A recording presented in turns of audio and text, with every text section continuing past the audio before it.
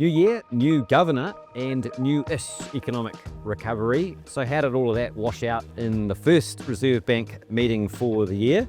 Plenty of potential for volatility and excitement today, but in the end, message much more one of evolution rather than revolution from the Reserve Bank. The official cash rate was kept at 2.25%, just about everyone expected that.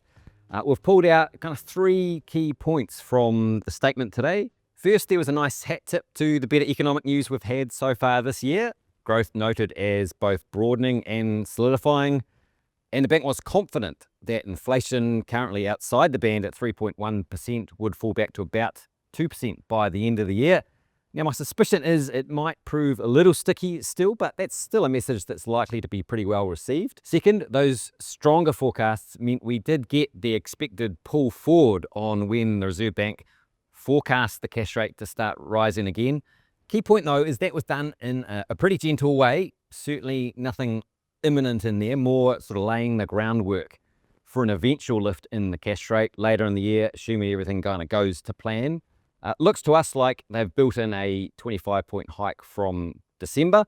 That's basically just validating where most economists and market forecasts had already got to. Third, don't panic.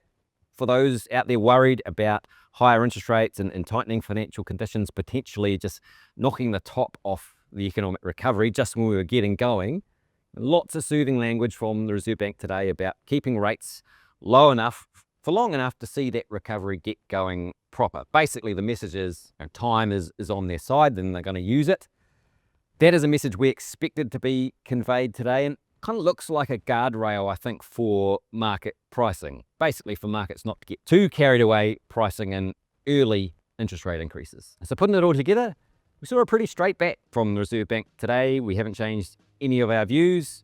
We continue to expect the first lift in the official cash rate to come later in the year, in September. So nothing to put additional upward pressure on wholesale and retail interest rates in the short term.